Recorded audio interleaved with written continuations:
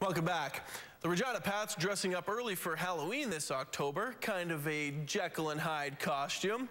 They beat a top 10 team in the country in the Portland Winterhawks this week, but they're also the team that gave Kootenay their only win on the season.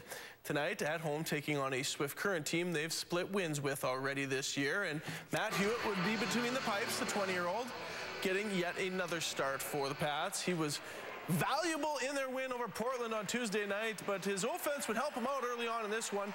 Second period, it's Chandler Stevenson getting his second goal of the year. The Pats power play finally clicking.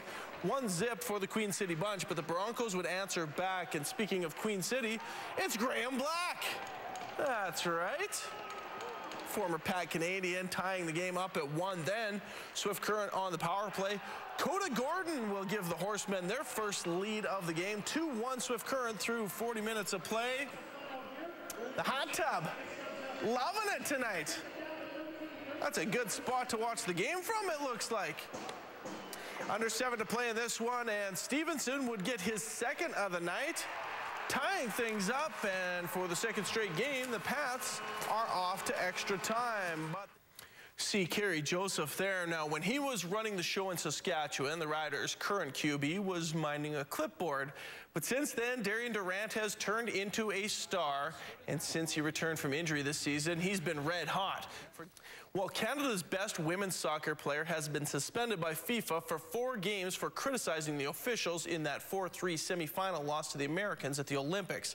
Sinclair said afterwards she felt Canada was cheated of a victory by the officials after some bizarre calls late in that match that helped the U.S. tie the game and later on win it in extra time. Now, Sinclair was penalized for being the whistleblower on the whistleblower, but won't talk about this until after the weekend. Now, the Riders have the word on Jock Sanders. The versatile back does not have a torn ACL, as many had feared, but his left knee is severely hyperextended, and it's expected he could miss the remainder of the regular season. Next up is Brandon West, who is anxious to prove himself again. Woodsy has more. Brandon